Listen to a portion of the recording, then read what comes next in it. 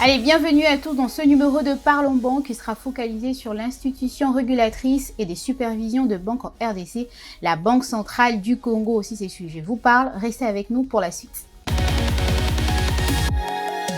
La Banque centrale du Congo est l'institution responsable de la politique monétaire et de la supervision du système bancaire en République démocratique du Congo. Ses attributions et rôles sont essentiels pour maintenir la stabilité du système financier et promouvoir les développements économiques du pays. Ensemble, grâce à ce nouveau numéro, nous allons explorer ses attributions, ses rôles et vous donner certaines définitions des quelques termes techniques, le tout dans le but de comprendre comment la BCC contribue à la stabilité et au développement économique de la RDC. Allez, de retour sur ce plateau pour parler de la Banque centrale du Congo, de ses attributions ainsi que de ses rôles. Nous serons en compagnie d'un analyste financier, d'un contrôleur financier, Monsieur Idine Darabou. Bonsoir, bienvenue à vous. Bonsoir Madame Leila, merci. J'espère que vous allez bien. C'est toujours un plaisir de vous recevoir sur ce plateau. Le plaisir est partagé. C'est votre deuxième passage dans cette émission Parlons Banque. Notre thème du jour, est-ce que ça vous parle, les attributions et le rôle de la BCC? Oui. C'est intéressant comme sujet. Vous trouvez que ça en vaut la peine d'en parler sur ce plateau? Bien sûr. Mais... Est-ce que vous pensez que la Banque centrale a cette façon de superviser toutes les banques commerciales qui existent ici dans notre pays pour sécuriser les dépôts des épargnants? Oui, bien sûr. D'abord, ça fait partie de son rôle et parmi ses attributions également. La Banque centrale, elle est considérée comme l'organe régulateur du secteur bancaire. Elle assure le contrôle et la supervision du secteur, de toutes les banques commerciales, bien sûr. Il y a vraiment des normes définies par la Banque centrale elle-même qu'elle exige à toutes les banques commerciales de respecter. Et en cas de non-respect, il y a des sanctions qui interviennent. Alors par là, on comprend que la Banque centrale a un regard sur la grille tarifaire des banques commerciales. En tout cas, la Banque centrale a un regard sur tout ce qui est du secteur bancaire. Elle a un regard sur la grille tarifaire, elle a un regard sur la gestion des banques commerciales en général. Donc, s'il faut revenir un tout petit peu sur la question, comme vous avez parlé de la Banque centrale, si elle a un regard sur le contrôle ou la supervision par rapport aux dépôts. Pour garantir la sécurité des dépôts des épargnants. C'est très important. Il faut avoir quand même une institution qui permet de garantir la sécurité des dépôts des épargnants. Comment est-ce que ça fonctionne en interne? Le rouage, en fait, la Banque centrale définit des normes que les banques commerciales sont censées respecter. À cela, il y a une instruction claire qui définit toutes les normes et je crois qu'il s'agit de l'instruction 14 aux banques relative aux normes prudentielles de gestion. Dans cette instruction, les banques sont censées respecter les normes définies, c'est-à-dire par rapport aux normes sur la solvabilité, il y a des normes concernant la liquidité, c'est-à-dire les banques commerciales ont des clients, ils déposent, ils épargnent, ils peuvent passer retirer de l'argent.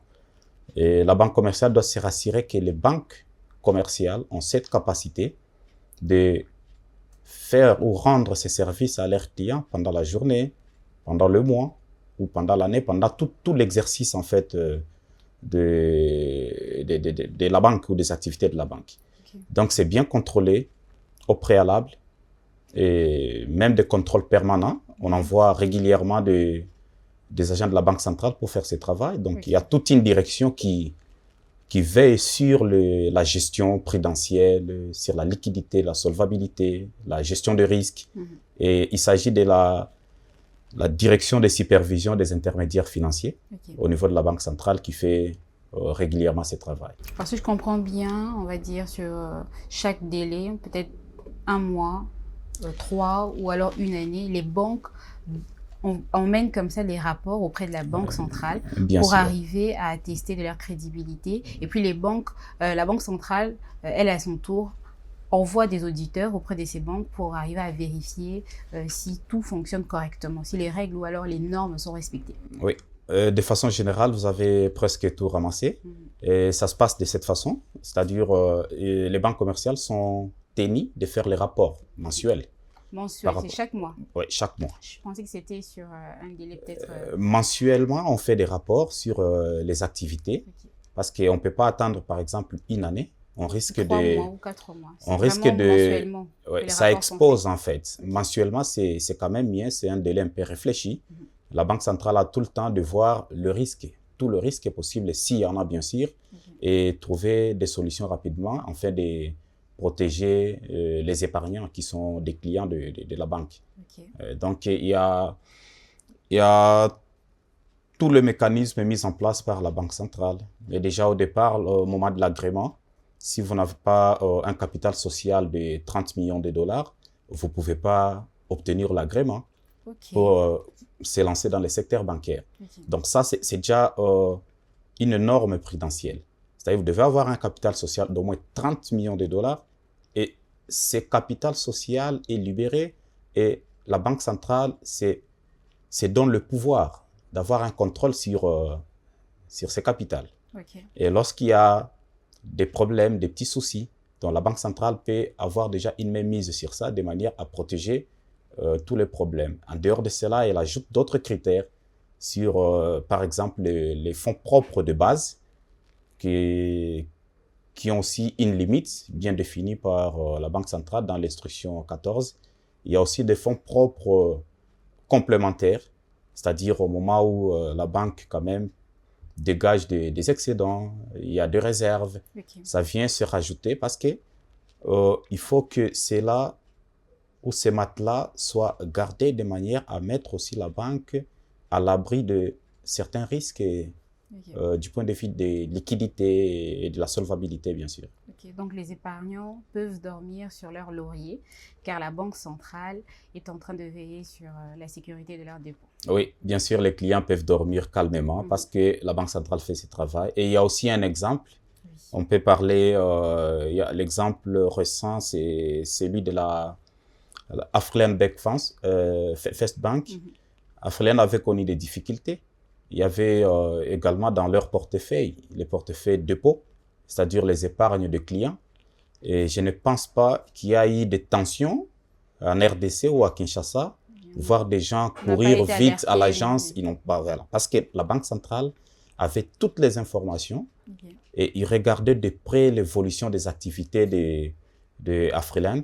Et lorsqu'ils ont trouvé qu'il y a des soucis, ils ont le pouvoir de changer même les comités de gestion et mettre des personnes qui maîtrisent des choses afin de travailler et restaurer les choses, de manière à garder, au moins protéger l'épargne, jusqu'à ce que tous les clients seront en mesure d'avoir accès à leur dépôt. Oui. Alors, le regard que porte la Banque centrale sur la grille tarifaire de banque commerciale, c'est pareil pour toutes les banques commerciales qui se retrouvent ici dans notre pays? Ou alors ça varie par rapport à une banque, à une autre? Bon, ce qui est sûr, la grille tarifaire est bien définie. C'est encore dans l'instruction 37, si j'ai une bonne mémoire. C'est vrai, les tarifs sont définis pour si, ça dépend aussi d'une banque à une autre, ça dépend parce qu'on peut aussi attirer la clientèle.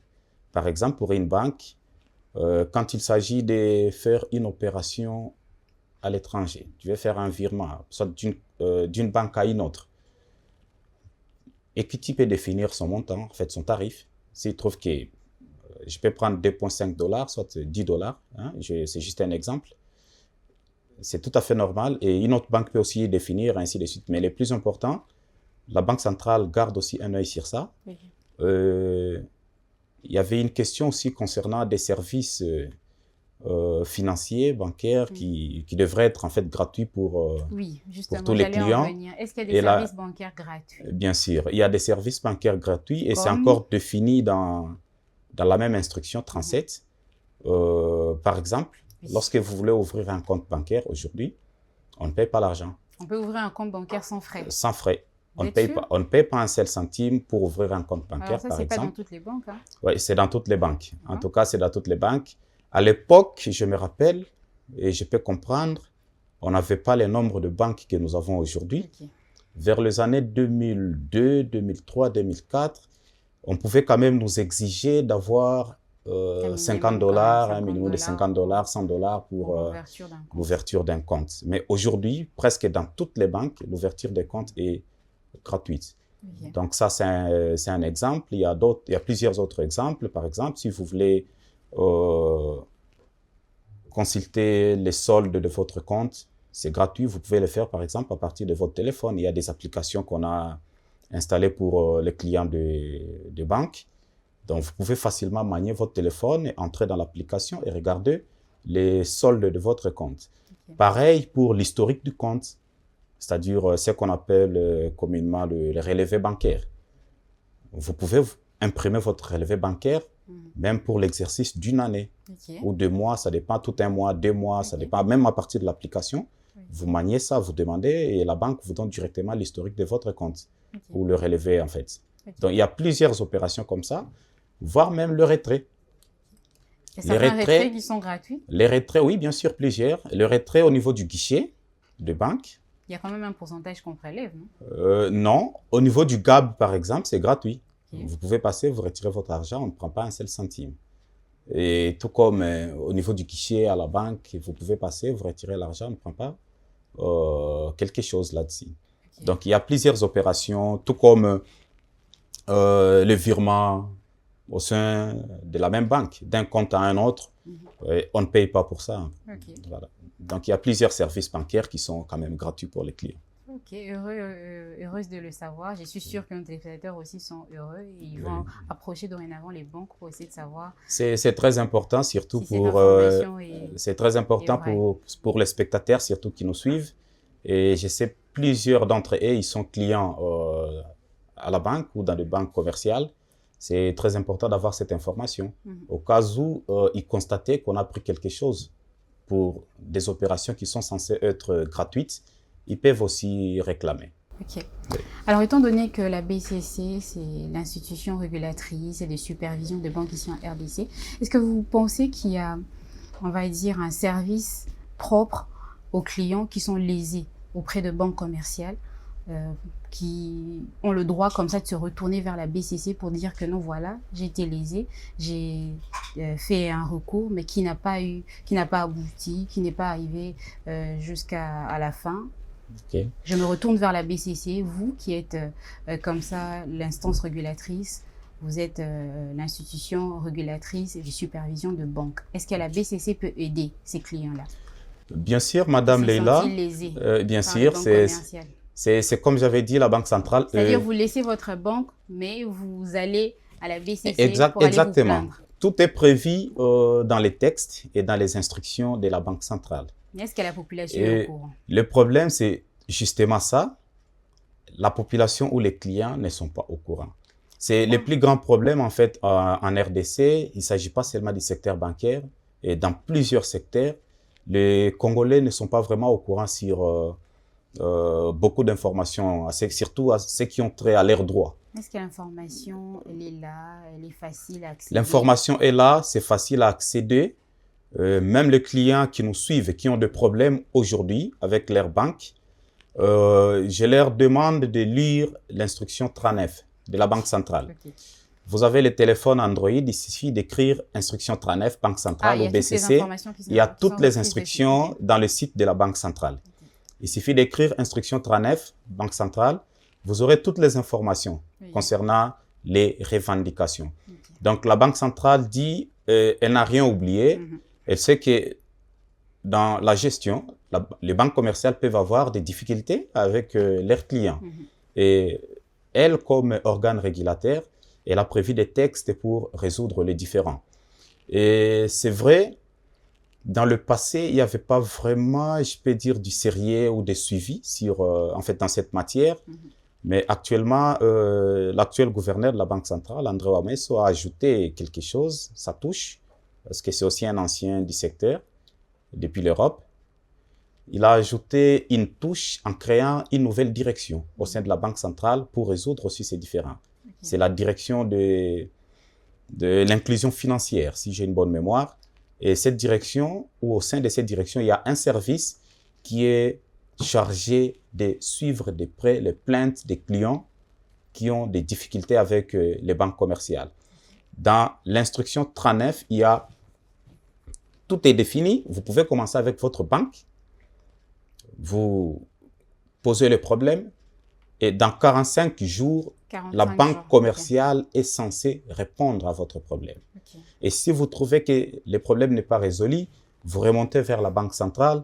La banque centrale, elle aussi, à son tour, a 45 jours, un délai de 45 jours calendaire pour vous répondre. Okay. Et si cela n'est pas fait, vous pouvez aller maintenant au niveau de la justice. Oui, vous pouvez aller très loin, c'est normal. Mais est-ce que la Banque centrale prend en compte des plaintes de tout type des clients, ou alors ce sont des clients peut-être qui ont une certaine somme dans leur compte? Non, ce n'est pas défini comme ça, donc on n'a pas marginalisé certains.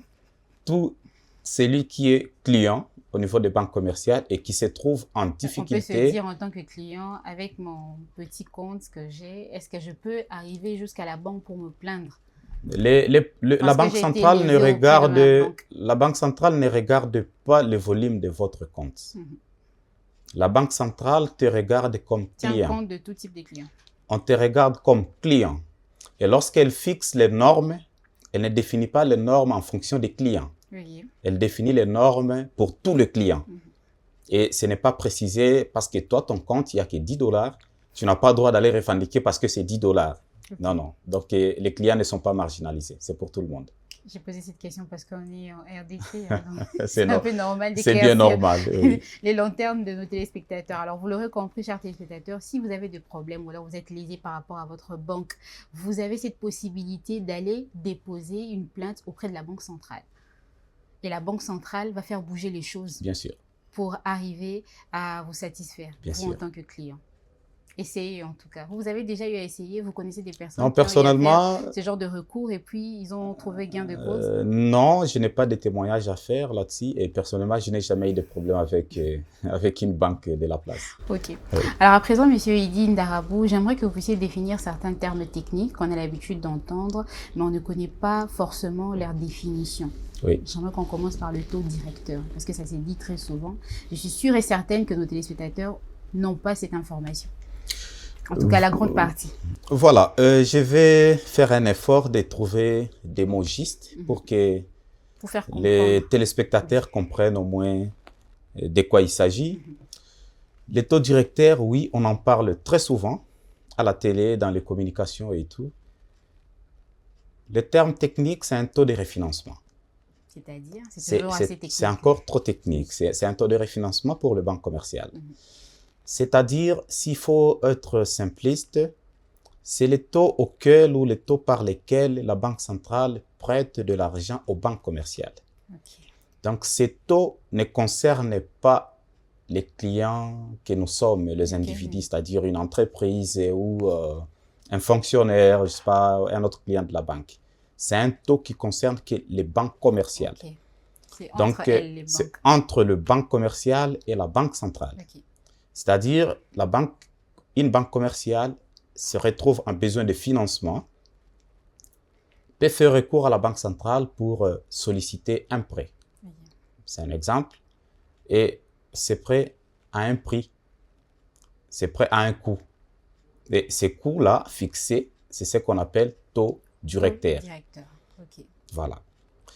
Et au niveau des banques commerciales, chez nous, on parle de taux débitaires. Okay. Voilà. Donc, les clients, pour les banques commerciales, lui, il va parler des taux débitaires. Okay. Quand il s'agit de la banque commerciale ou vis-à-vis de la banque centrale, elle parle des taux directeurs. Ok, merci pour ces éclaircissements. Merci. J'aimerais qu'on définisse à présent l'inflation.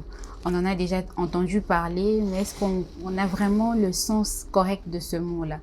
On en a entendu parler lorsqu'il y avait oscillation au niveau de taux d'échange, inflation de notre monnaie, du taux d'échange. Mais c'est quoi réellement l'inflation? C'est quoi réellement l'inflation? C'est un mot qu'on attend partout et tous les jours. L'inflation est définie comme le niveau général des prix. Okay. C'est-à-dire, il y a les prix sur le marché de biens et services. Tous les biens ont un prix et tous les services ont un prix. L'ensemble de tous ces prix sont calculés et c'est dans ce qu'on appelle l'agrégat taux d'inflation que qu'on nous présente cet ensemble-là. C'est-à-dire, on peut l'estimer aujourd'hui à 2,3% par exemple. C'est les taux d'inflation qu'on a clôturé avec pour l'année 2025. Donc, l'inflation, c'est juste le niveau général des prix. Le niveau général des prix. Voilà. Donc, c'est calculé. C'est calculé. Ok. C'est calculé par la Banque centrale. Il y a les indices des prix aussi qui sont calculés par l'Institut national de la statistique. Et vous allez voir à l'INES, chaque vendredi, ils descendent sur les différents marchés, Gambela, Zando, Liberté, pour aller prendre les informations sur les différents prix des produits. Et c'est calculé par des économistes. Alors, il y a aussi un autre terme qu'on emploie, pas très souvent d'ailleurs, le bon BCC. Les bons BCC sont des titres. Ce sont des titres de la Banque centrale. Et la Banque centrale en utilise très souvent pour intervenir. Est-ce que ça concerne la population, les individus indirectement. Ça concerne tous les opérateurs économiques indirectement. Mais directement, c'est la Banque centrale, c'est un instrument de la Banque centrale qu'elle utilise soit pour ponctionner de la liquidité sur le marché, soit pour injecter de la liquidité sur le marché. Lorsque la Banque centrale trouve, parce que la monnaie est définie puis en quelque sorte comme les sangs ou la quantité de sang qui circule dans le corps d'un être humain. Lorsqu'il y en a assez, vous pouvez avoir de vertige. Il faut qu'on vous demande peut-être d'en retirer un peu, qu'on diminue. Et tout comme lorsqu'il y en a moins, on doit rajouter. C'est comme ça, il y a des donneurs de sang qui interviennent et tout ça. C'est un peu comme ça la monnaie. Et la Banque centrale veille à ça de manière qu'il n'y ait pas plus. S'il y a plus, ça peut poser des problèmes. Dépréciation monétaire et tout ça, inflation, machin, tout ce qui va suivre, perte de pouvoir d'achat. S'il y en a moins, ça peut encore poser des problèmes. Et du coup, elle intervient de temps en temps, soit en ponctionnant, c'est-à-dire retirer une quantité, soit en injectant. Oui. Donc, les bons BCC, ce sont des titres de la Banque centrale. Alors, tout à l'heure, j'ai parlé de l'oscillation de taux d'échange. On l'a vu, comment est-ce que le taux variait, ça montait, ça baissait. Et on se pose la question de savoir, c'est quoi le rôle de la BCC dans tout ça? Le rôle de la Banque centrale, par rapport à cette oscillation, par rapport à la variation du taux d'échange et tout ça. En tout cas, la Banque centrale joue un rôle très crucial pour stabiliser d'abord, dans un premier temps, pour stabiliser les niveaux généraux des prix, c'est-à-dire l'inflation. Et pour ceux qui nous suivent, la Banque centrale est l'un des services publics où on trouve ses missions, ses attributions sont clairement définies dans la Constitution. Vous allez trouver dans la Constitution l'article 176 qui définit les attributions de la Banque centrale. Pour ceux qui ne connaissent pas, parce qu'on a souvent l'habitude de parler que des taux directeurs, de l'inflation, des taux d'échange, mais la Banque centrale joue plusieurs rôles et ne se limite pas seulement au niveau du taux d'échange. Donc, la Banque centrale, c'est d'abord une institution d'émission. Les billets que nous utilisons, les francs congolais, sont imprimés au niveau de la Banque centrale. Elle peut aussi les détruire, dans les billets défectués. Quand vous entendez les gens dire « Mbongo, Koufito, Somba » et tout ça. Donc, il y a ces personnes-là ramènent ça auprès de la banque. On ramène, et elle achète quand même à un coût un peu très faible, et puis on va détruire. Vous comprenez? C'est le but. Oui, voilà. Donc, c'est parmi le rôle ou les attributions de la Banque centrale. En dehors de ça, comme rôle, vous allez trouver, elle a la mission de définir et de mettre en place la politique monétaire. Elle doit définir la politique monétaire lorsqu'elle trouve qu'il y a des difficultés ou des problèmes au sein de l'économie, avec la situation des taux d'échange, avec les problèmes de l'inflation. Dans sa mission de stabiliser le niveau général des prix, elle a cette responsabilité de définir et de mettre en place la politique monétaire. En dehors de cela, vous allez trouver, dans la Constitution, toujours à l'article 176, la Banque centrale est considérée comme le caissier de l'État et le conseiller aussi du gouvernement en matière monétaire et financière. Donc, c'est comme ça, vous allez voir, lorsqu'il y a des réunions, par exemple, de Troïka, on fait appel aussi au gouverneur de la Banque centrale, qui a un mot à dire. Il y a des difficultés au niveau de l'économie. Récemment, par exemple, avec la crise énergétique, l'Iran et tout, on va vous expliquer, le gouvernement qui vient aussi, il intervient, il donne des pistes, des solutions par rapport à ça. Au lieu qu'on continue à payer, par exemple, les taxes ou certaines taxes et impôts en dollars, on a demandé au ministre des Finances de faire en sorte que les taxes et les impôts soient payés en monnaie nationale. Parce que si on demandait qu'ils payent ou que les entreprises payent en dollars, ça va susciter encore une dépréciation monétaire. Parce que les entreprises vont recourir sur le marché pour chercher les devises, parce qu'elles doivent s'acquitter de leurs devoirs. Et ces comportements-là peuvent conduire à une dépréciation monétaire. Mais lorsqu'on dit qu'elles doivent payer en CDF, elles seront obligées de recourir sur les marchés, aller chercher suffisamment de francs congolais, parce qu'elles doivent payer les impôts et taxes. Et en quelque sorte, ça protège un peu notre monnaie. Et pour revenir par rapport à la question sur les taux directeurs et les taux directeurs, les attributions de la Banque centrale dans l'ensemble, la Banque centrale joue un rôle très important à ne pas négliger. Il ne s'agit pas seulement des taux d'échange qu'on entend parler très souvent. Si on en parle très souvent, c'est parce qu'il y a cette relation directe. Parce que nombreux d'entre nous ne connaissent pas, au fait. Ils n'ont pas cette information sur l'oscillation de taux. Qu'est-ce qui fait ça? Pourquoi? C'est quoi le rôle de la BCC dans tout ça? La Banque centrale, comme j'avais dit, elle intervient par la politique monétaire pour stabiliser le niveau général des prix. Lorsque les taux d'échange varient, les taux peuvent varier indépendamment parce que nous sommes dans un régime d'échange flottant. C'est un régime d'échange flottant. Le taux d'échange est déterminé par la force du marché. Ce n'est pas la Banque centrale qui dit... C'est indépendamment de la volonté de la Banque centrale. C'est indépendamment de la volonté de la Banque centrale. C'est la force du marché qui détermine le taux d'échange. Donc, comme j'avais dit, nous sommes dans un régime d'échange flottant parce qu'il y en a des, il y a aussi le régime d'échange fixe où la Banque centrale décide, non, le taux qu'on fixe, c'est celui-ci. Et tout le monde doit appliquer ces taux-là, voilà, il faut respecter. Mais malheureusement ou heureusement pour nous, nous sommes dans un autre régime et la force, c'est le marché qui décide sur les taux qui doivent être fixés. Et du coup, la Banque centrale a un rôle à partir des instruments qu'elle détient. Elle peut voir si je peux intervenir pour faire apprécier les taux d'échange, soit je peux laisser d'abord le marché évoluer tel qu'il est. Et est-ce qu'elle tient compte de la population? Le comportement, oui, bien sûr. L'intervention de la Banque centrale ne se fait pas au hasard. Quand elle intervient, c'est justement pour protéger aussi les pouvoirs d'achat de la population. C'est l'exemple qu'on peut donner est celui du 17 août 2025. L'intervention de la Banque centrale qui a fait apprécier la monnaie à 30%, le CDF par rapport au dollar. On était autour des 2800, 2850 et tout d'un coup, on s'est retrouvé à 21, 22 et aujourd'hui peut-être 22,5, 22,3. Ce n'était pas un effet de hasard, c'est la Banque centrale qui a décidé d'intervenir. Et par là, elle a intervenu par l'un de ces instruments qu'on appelle le réserve obligatoire. Donc, la Banque centrale a utilisé l'un de ces instruments, le réserve obligatoire, pour demander aux banques commerciales de reconstituer les réserves obligatoires en CDF parce qu'elle avait constaté qu'il y avait la surliquidité sur le marché.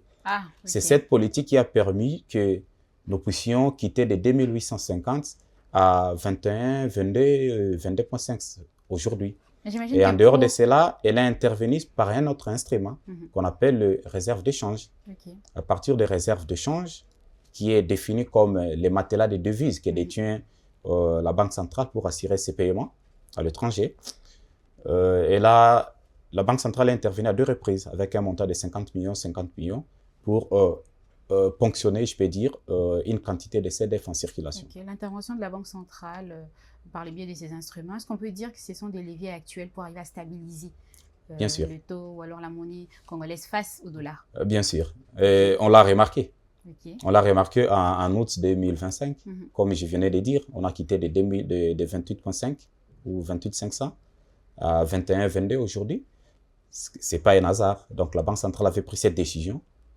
Parmi ces instruments, ils ont ce levier à utiliser pour faire apprécier la monnaie et nous assistons à ça aujourd'hui. Oui. Merci, M. Hélène Darabou. C'est déjà la fin de notre émission. On sait que vous avez tellement de choses à dire. On espère qu'on va faire une deuxième partie pour arriver à éclairer encore plus les lanternes de nos téléspectateurs. On espère que vous avez aimé ce moment passé ensemble avec nous. Merci, j'ai beaucoup aimé. Des émissions pédagogiques, ça m'arrange. Nous également, on a aimé. On espère que vous aussi, chers téléspectateurs, vous avez aimé ce numéro de Parlons Banque qui était porté ou alors focalisé sur cette institution régulatrice et de supervision de banques en RDC, la BCC, la Banque Centrale du Congo. On se donne rendez-vous très prochainement. Portez-vous bien et très bonne suite de programme sur Une Autre TV.